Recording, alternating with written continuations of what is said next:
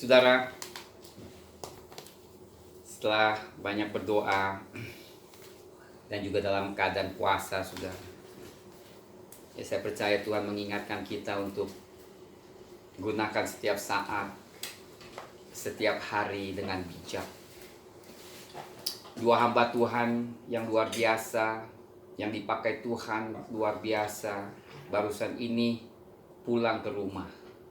Satunya Rabi Zakarias, yang pelayanan menjangkau seluruh dunia, yang menjadi hamba Tuhan yang luar biasa, saudara, sebagai apologetics, yaitu mempertahankan iman Kristus, memiliki intelektual yang luar biasa, pintar dan dipakai Tuhan. Pada usia 70 sekian tahun dia meninggal.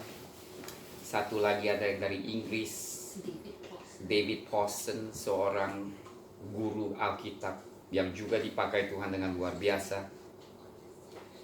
Dan dia pun barusan ini kembali kepada Tuhan.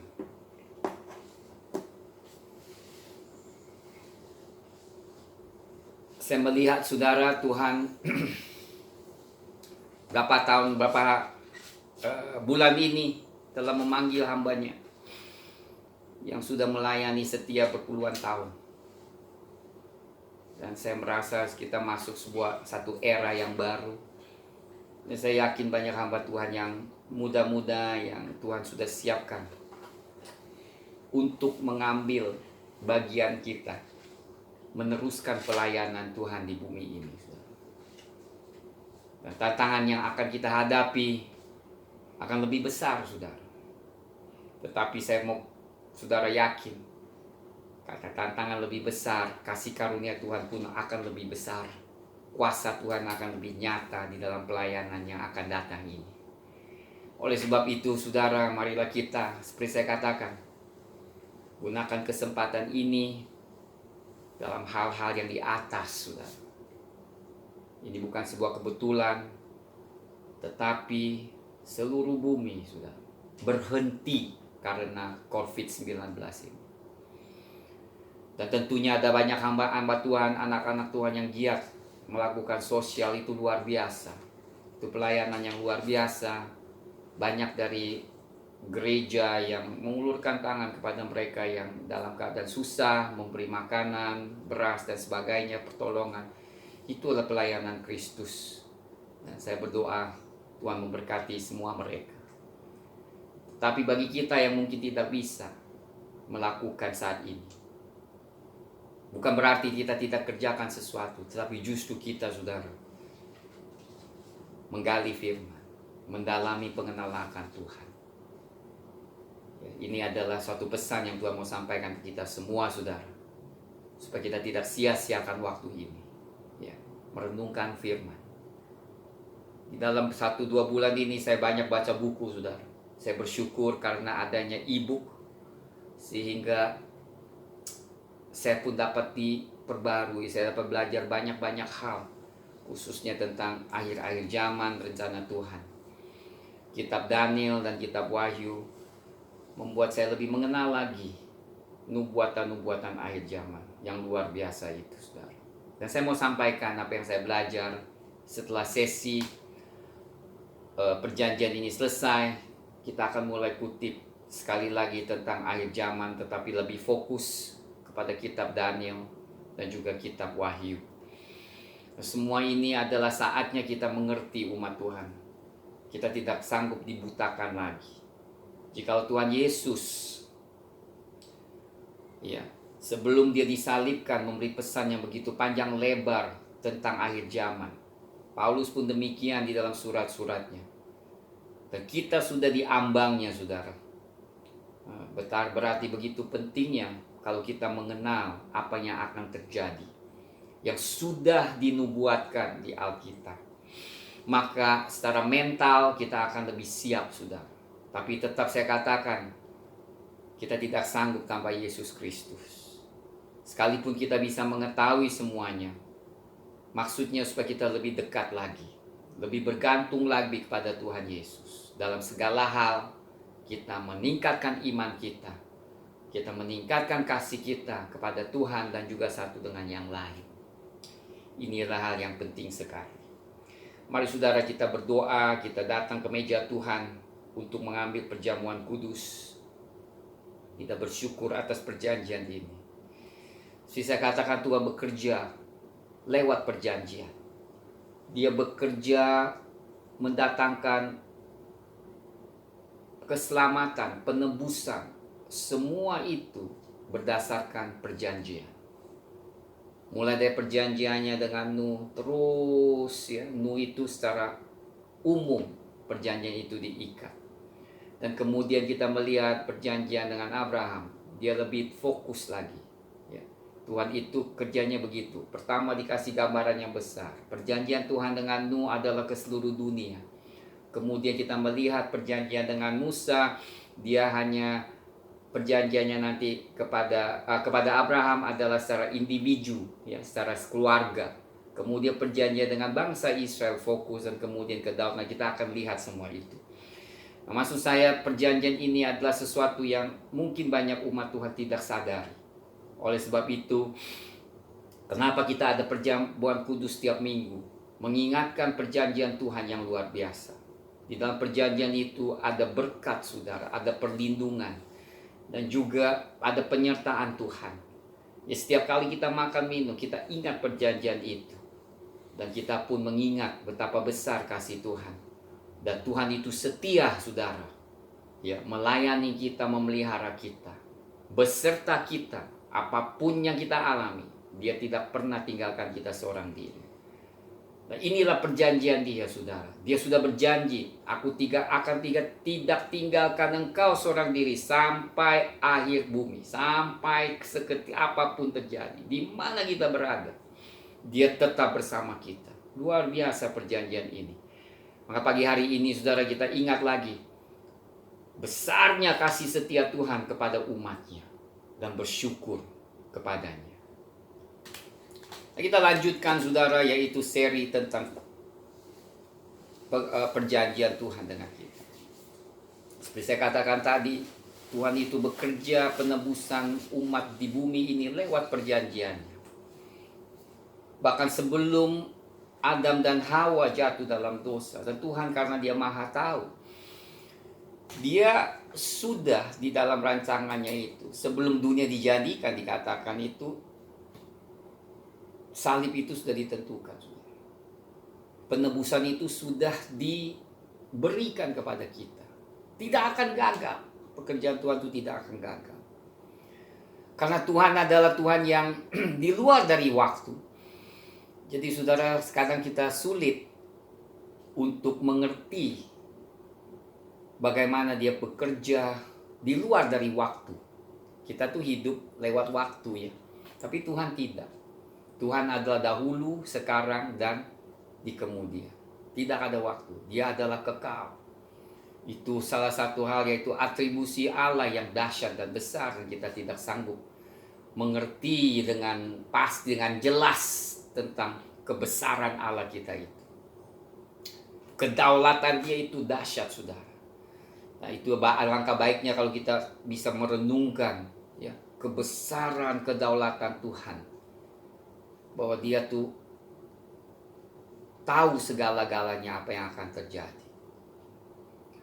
Maksud saya, saudara, tidak ada sesuatu yang membuat Tuhan surprise kalau kita mengalami hal-hal yang kita merasakan sesuatu yang shock, yang terkejut.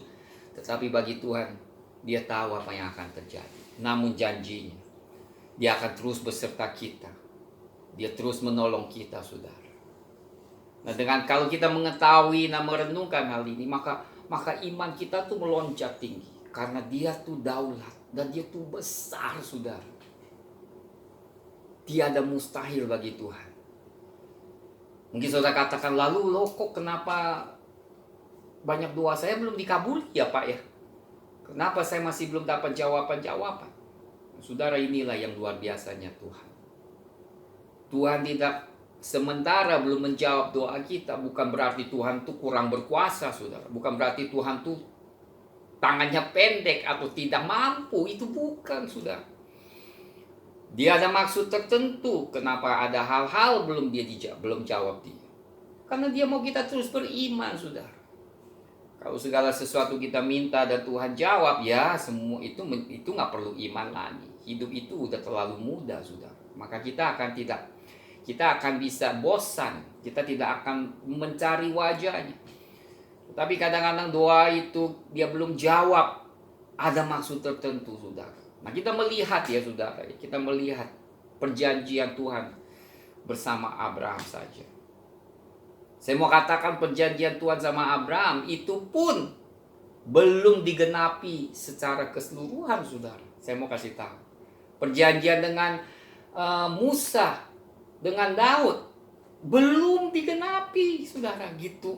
Makanya, saudara, bahkan perjanjian yang Tuhan berikan, yaitu lewat Tuhan Yesus, itu pun masih dalam proses penggenapan. Belum digenapi. Semua nubuatan itu hanya sebagian digenapi, sebagian sedang digenapi. Tetapi keseluruhan penggenapan nubuatan dikatakan akan digenapi di akhir zaman. Pada saat Tuhan Yesus datang dan muncul di bumi, maka dikatakan semua nubuatan, visi itu tidak ada lagi. Berarti apa? Di Daniel itu dikatakan di pasal 9 dikatakan 70 minggu semuanya itu akan digenapi. Jadi dalam perspektif kita tuh sangat pendek waktunya ya. Jangan kita hanya pikir ya kok Tuhan 1-2 tahun masih belum menjawab. Tapi kalau Tuhan memberikan suatu perjanjian itu ribuan tahun, saudara.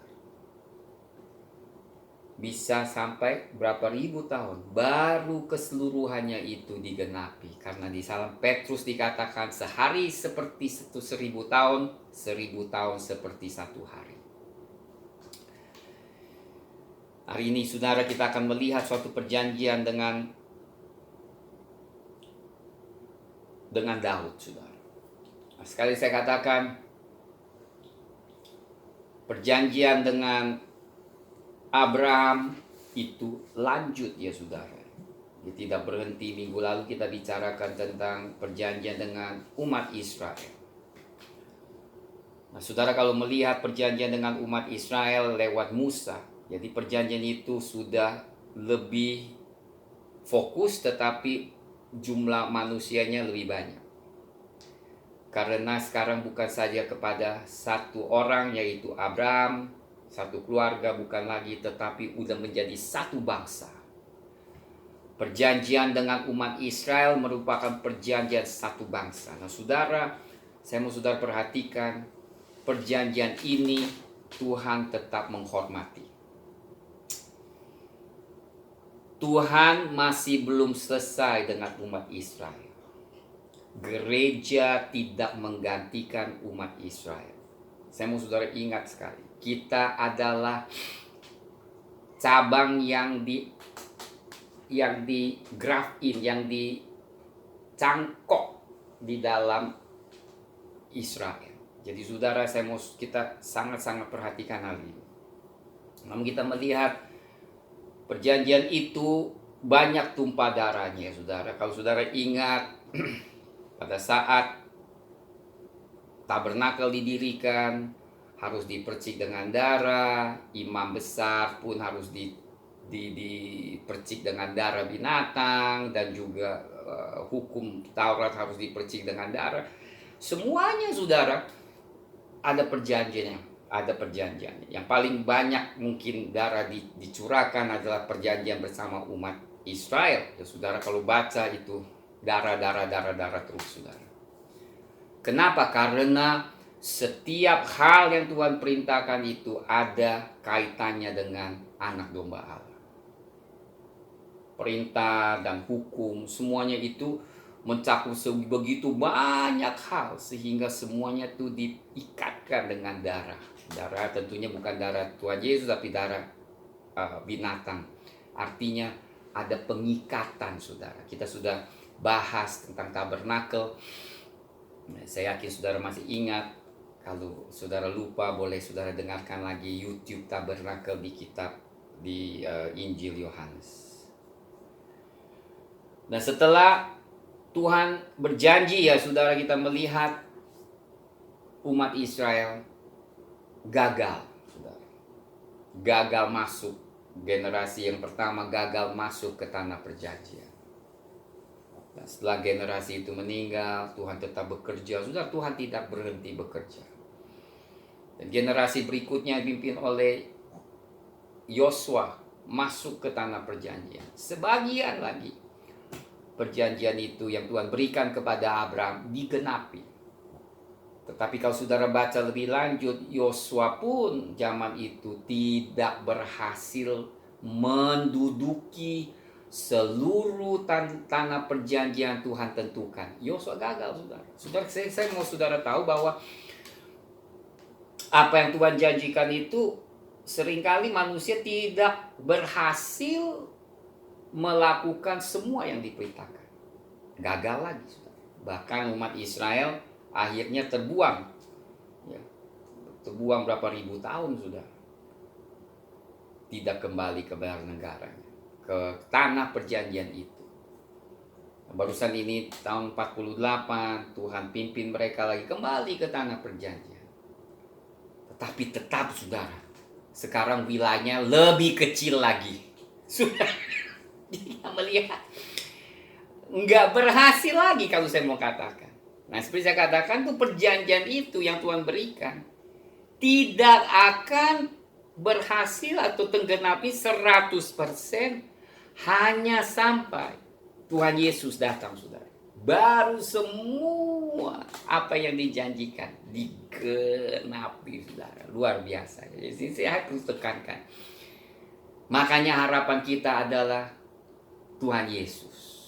Tuhan mau kita berharap kedatangannya dan sebagainya. Karena itu yang akan menggenapi semua janji Tuhan pada saat Sang Raja, Sang Juru Selamat, Sang Tuhan, Mesias, anak Allah, anak manusia datang menduduki Yerusalem. Maka dia yang memerintah, semua nubuatan ini digenapi. Penggenapan itu tidak datang pada saat ini. Namun apakah berarti kita nggak usah buat sesuatu? Tidak. Justru kita terus ya melaksanakan, melakukan penyebaran Injil. Terus kita kerjakan sekalipun itu susah, sekalipun itu banyak tantangan. Kita tetap melakukan bagian yang Tuhan menghendaki kita lakukan. Hasilnya Tuhan. Tapi kita hanya perlu lakukan, tanggung jawab kita lakukan, hasilnya yang Tuhan berikan. Nah, kita lihat di 2 Samuel, saudara. Satu hal lagi yang saya mau sampaikan. Ya. Kenapa ada kaitan satu dengan yang lain dalam perjanjian? Saudara melihat ya, perjanjian itu yang Tuhan ikatkan selalu ada satu keluarga, yaitu dari keluarga Abraham terus sampai Tuhan Yesus. Lihat nggak saudara? Dan saudara, setiap orang yang Tuhan mengikat perjanjian di dalam Alkitab ada latar belakangnya, ada hubungan darahnya, saudara. Ingat nih, saya mau tekankan ini penting. Jadi di luar mereka tidak ada perjanjian Tuhan. Ya, tentunya ada yang mengklaim bahwa mereka adalah perjanjian rasul dan nabi. Tetapi saudara, di dalam Alkitab perjanjian hanya diikat dengan satu keluarga yang Tuhan sudah tentukan. Ya. Mulai dari Abraham, Ishak, dan keturunannya dari Ishak. Itu pun banyak Tuhan, bukan semua anak Abraham itu ada perjanjian. Esau nggak ada, ya kan, Ismail nggak ada. Tapi yang ada itu akan terus tuh garisnya tuh kelihatan jelas. Sampai Tuhan Yesus. Makanya saudara kalau melihat silsilah, itu ada kaitannya. Tuhan Yesus sampai ke Adam, Tuhan Yesus sampai ke Raja Daud, Tuhan Yesus sampai ke Abraham. Itu silsilahnya jelas, saudara. Jadi Tuhan tidak membuat suatu perjanjian sembarangan, tetapi ada rencananya, rancangannya, saudara.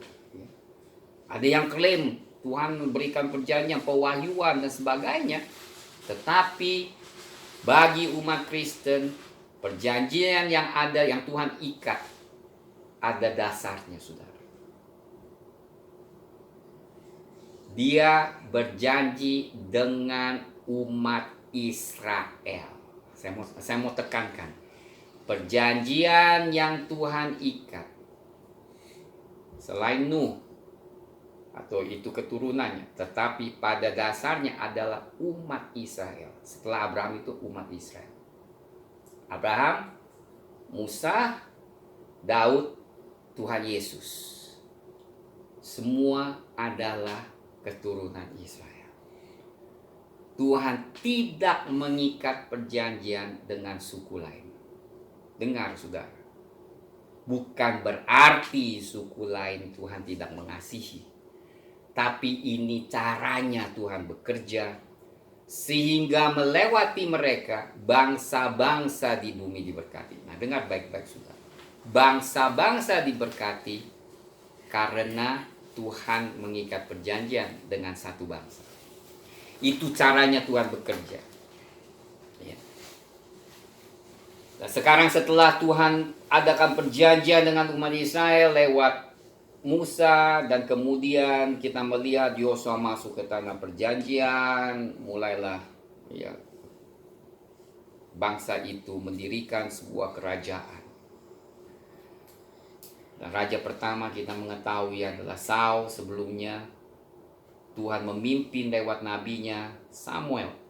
Tetapi setelah itu, karena umat Israel menuntut seorang raja dan Saul dipilih, tapi Saul gagal.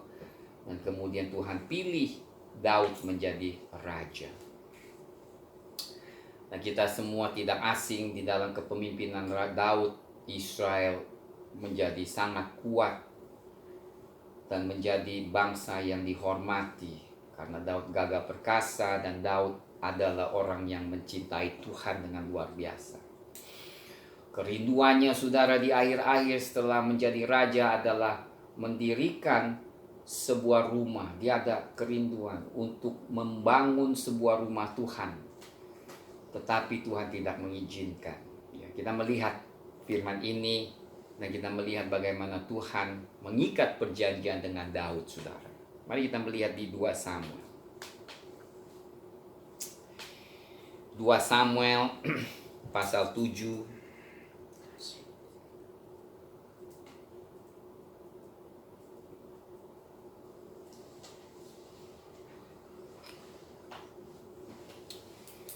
Kita baca firman Tuhan, saudara. Ya. 2 Samuel pasal 7 dari ayat 1 sampai 17. Kita melihat latar belakangnya dan juga melihat apa yang Tuhan janjikan. Ya, ini penting sekali. Nah, ini penting, sebab saya mau sampaikan sesuatu yang sangat penting. Saya barusan juga belajar tentang nubuatan Allah yang agak unik dan juga agak bagaimana ya, saudara, yang aneh begitu. Kita melihat sesuatu, nanti ada kaitannya dengan apa yang saya mau ajarkan nanti tentang di akhir zaman di kitab Daniel. Mari kita baca dulu ayat 1. Ketika raja telah menetap di rumahnya dan Tuhan telah mengaruniakan keamanan kepadanya terhadap semua musuhnya di sekeliling, berkatalah raja kepada Nabi Nathan, "Lihatlah aku ini, diam dalam rumah dari kayu aras, padahal tabut Allah diam di bawah tenda." Ini seorang yang luar biasa, saudara. Dia telah menikmati segala kebaikan, kekayaan, ya. Dia tidak merasa nyaman kalau masa rumah Allah masih di luar, gue tinggal di rumah bagus. Sudah, ini suatu hamba Tuhan, ya. Daud tuh makanya mempunyai hati yang luar biasa kepada Tuhan, mencintai Tuhan. Dan dia merasa, aduh, kenapa aku yang tempat enak ke rumah Tuhan tuh belum jadi.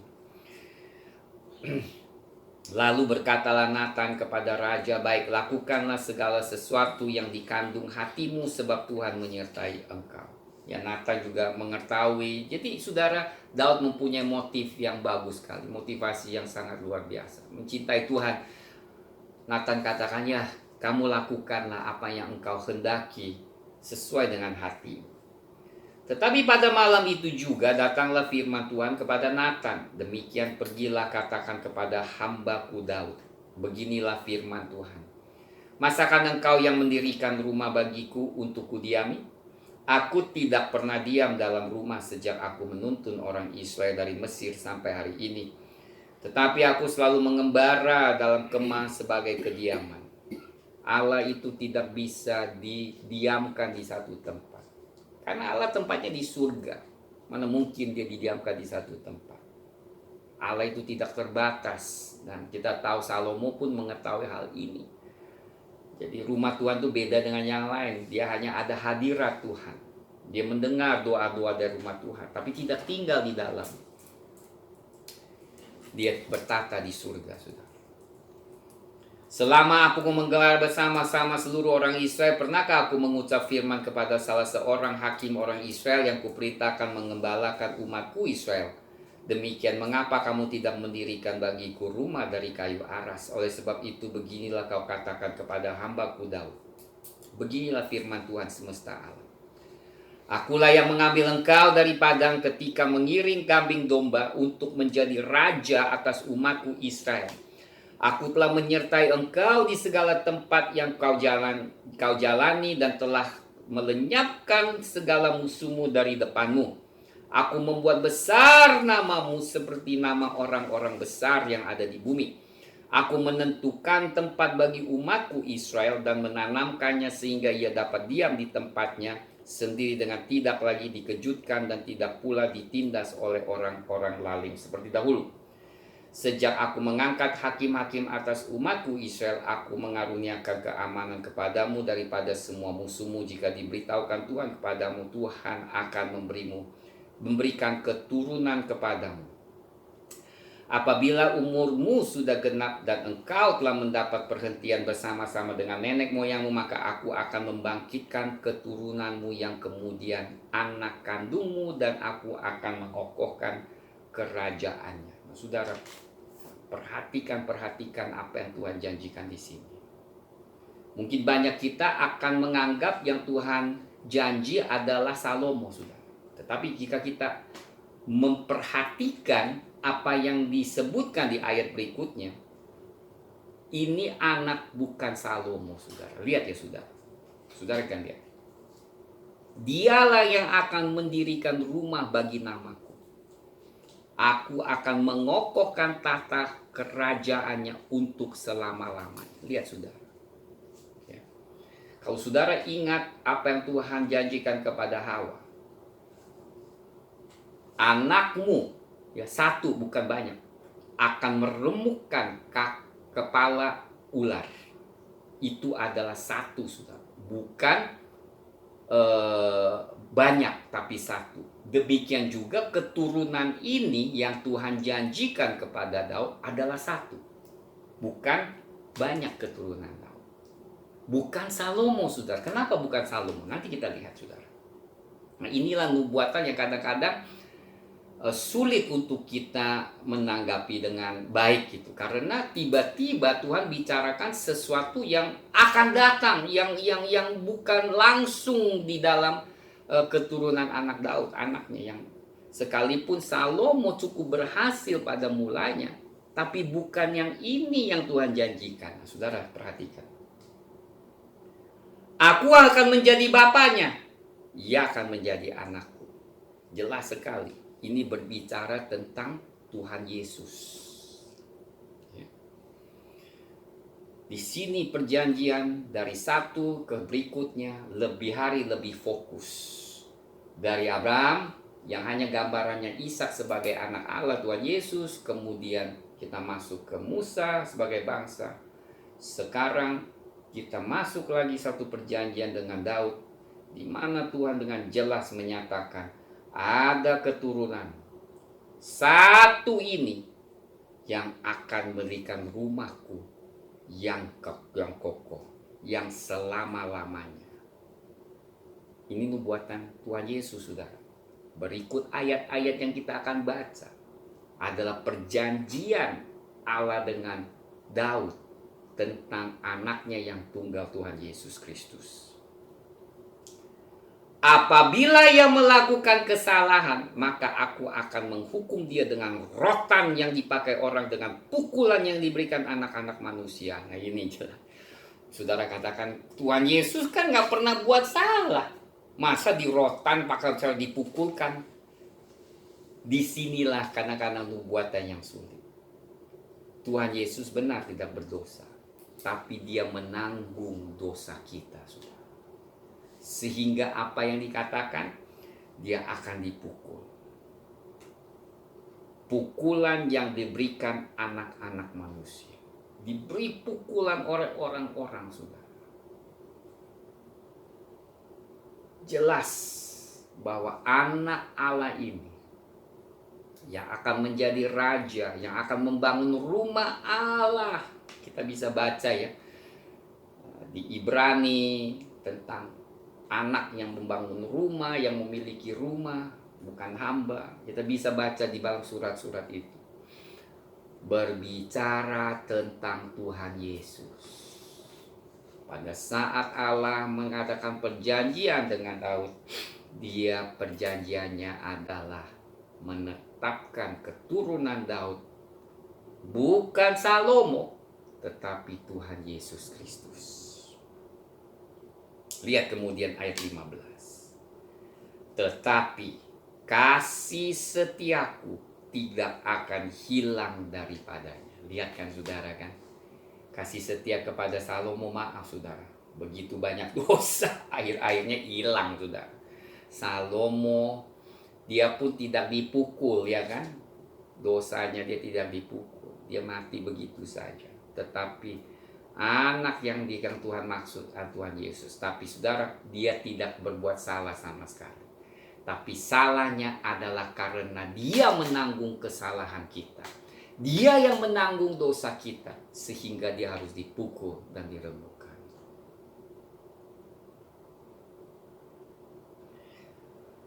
Seperti yang hilangkan daripada Saul yang telah kujauhkan dari hadapmu. Keluarga dan kerajaanmu akan kokoh untuk selama-lamanya.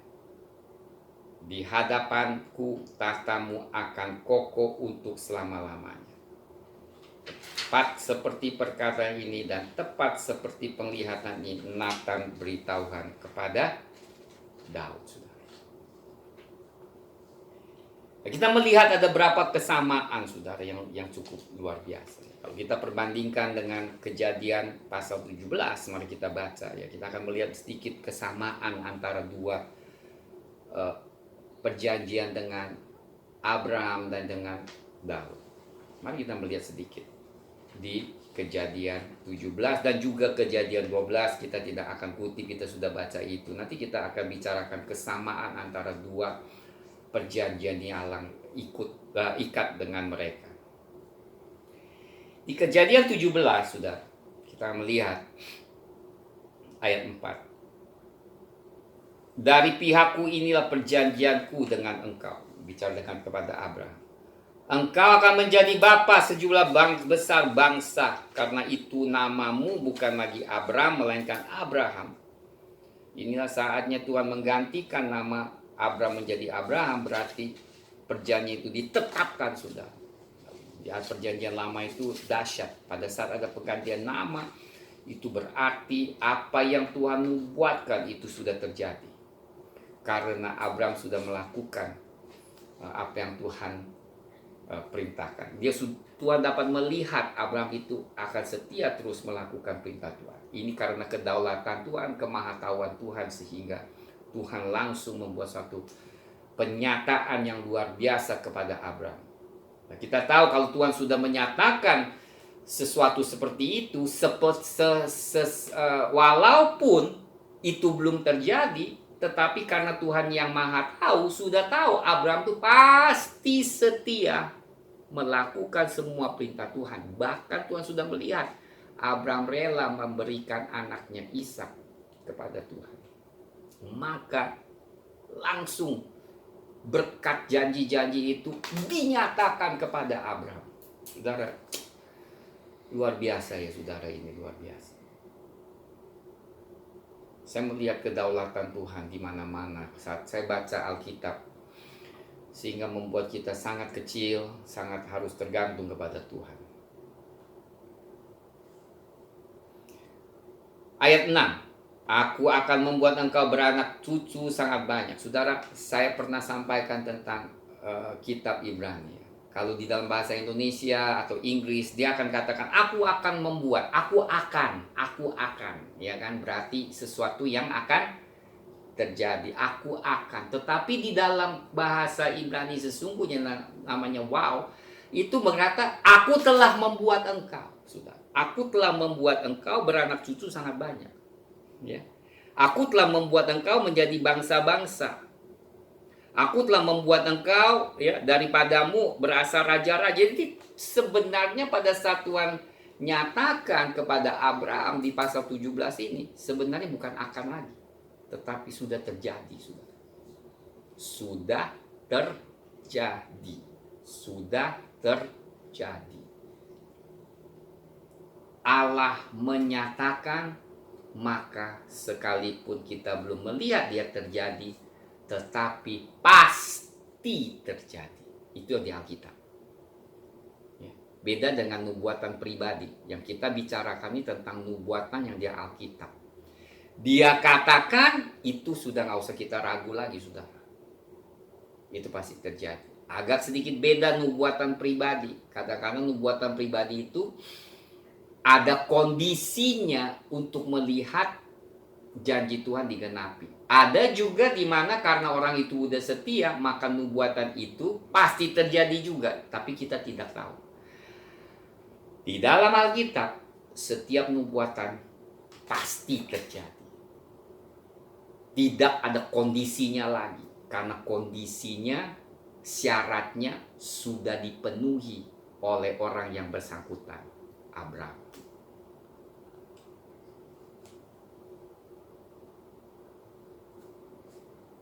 Ayat 7, kita mau tekankan. Ayat 6, aku akan membuat engkau beranak cucu sangat banyak, engkau akan kubuat menjadi bangsa-bangsa, dan daripadamu akan berasal raja-raja. Benar kan? Raja Daud, itu keturunan Abraham, Salomo, semua raja-raja Israel, semua raja-raja yang di kerajaan Yahuda, semua itu adalah keturunan Abraham. Aku akan mengadakan perjanjian antara aku dan engkau serta keturunanmu turun-temurun menjadi perjanjian kekal, supaya aku menjadi Allahmu dan Allah keturunanmu. Kepadamu dan kepada keturunanmu akan kuberikan negeri ini. Nah, saudara lihat ya. Sama ya, saudara lihat ya. Berikan negeri ini yang kau diami sebagai orang asing, seluruh tanah Kanan akan kuberikan menjadi milikmu untuk selama-lamanya, dan aku akan menjadi Allah mereka. Pertama, dua-duanya, Daud diberikan nama yang masyhur, Abraham pun diberikan yang masyhur. Itu kesamaan. Saya membandingkan nama yang perjanjian yang mirip, yang sama, yang Tuhan janjikan kepada Daud dan juga kepada Abraham. Lanjutannya, sudah lihat kan, ada kaitannya, sudah. Allah mengikat perjanjian, dan perjanjian itu ada hubungannya satu dengan yang lain. Perjanjian dengan Tuhan Yesus ada asal usulnya, perjanjian dengan Daud ada asal usulnya, semua ada, sudah.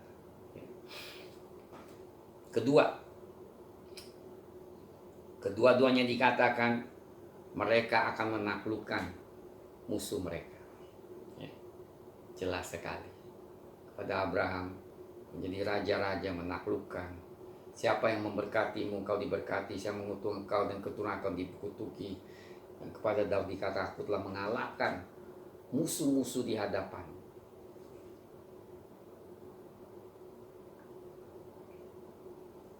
Tiga adalah mereka berdua ada hubungan yang intim dengan Allah.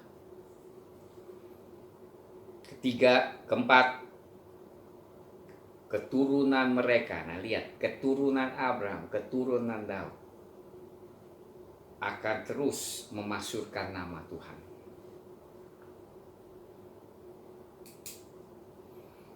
Dan keturunan mereka harus setia kepada perintah Tuhan. Keturunan mereka juga akan mendatangkan berkat bagi seluruh bangsa-bangsa. Jadi kita melihat, saudara, luar biasa dalam dua hal ini. Suatu kesamaan dalam perjanjian ini. Kita akan melihat Tuhan akan terus kerjakan. Saya mau katakan seperti saya katakan tadi, penggenapannya masih belum selesai. Dia akan terus kerjakan sampai kedatangan Tuhan. Ini kita melihat saudara, perjanjian dengan Daud. Kita melihat Tuhan lebih fokus lagi dengan sekarang dengan keturunannya satu orang. Dari Abraham, satu keluarga menjadi bangsa, satu bangsa. Satu bangsa memberkati, seharusnya menjadi contoh bagi bangsa-bangsa sekitarnya. Tapi saya melihat Israel gagal. Kecuali di zamannya Daud dan zamannya Salomo, mereka sanggup memasyurkan nama Tuhan. Dan kemudian mereka jatuh dalam dosa dan panggilan itu tidak digenapi. Tapi Tuhan telah menentukan satu orang. Fokus kembali bahwa lahirnya Sang Juru Selamat, Tuhan Yesus Kristus. Kita akan melihat perjanjian yang Allah adakan kepada umat Israel lewat Tuhan Yesus Kristus di minggu depan. Amin. Tuhan memberkati. Mari saudara, saya akan doakan di saudara pada pagi hari ini. Tuhan terus memberkati saudara karena perjanjiannya bersama saudara dan saya. Suatu perjanjian yang memiliki ikatan yang kekal, saudara. Ingat, Dia Allah yang kerjakan segala sesuatu melalui perjanjiannya. Setiap kali kita makan roti, minum anggur, Tuhan memberkati kita. Bapa, terima kasih, kami berdoa di dalam nama Tuhan Yesus. Kau berkati jemaat-Mu yang telah hidup di dalam perjanjian Kau, Tuhan. Kita tidak hanya mau mengikut Tuhan karena kebaikan pada mula-mulanya saja, tetapi kami mau setia, Tuhan, sampai pada akhir garisnya. Berjuang terus sampai kami bertemu Tuhan muka dengan muka. Dan kami mau, Tuhan, melaksanakan segala pekerjaan dengan setia, tidak menyia-nyiakan waktu yang Kau telah berikan kepada kami. Terima kasih Bapa, biar berkat-Mu melimpah, perlindungan-Mu ada di atas setiap jemaat, bahkan yang mendengar, di dalam nama Tuhan Yesus. God bless you. Amin.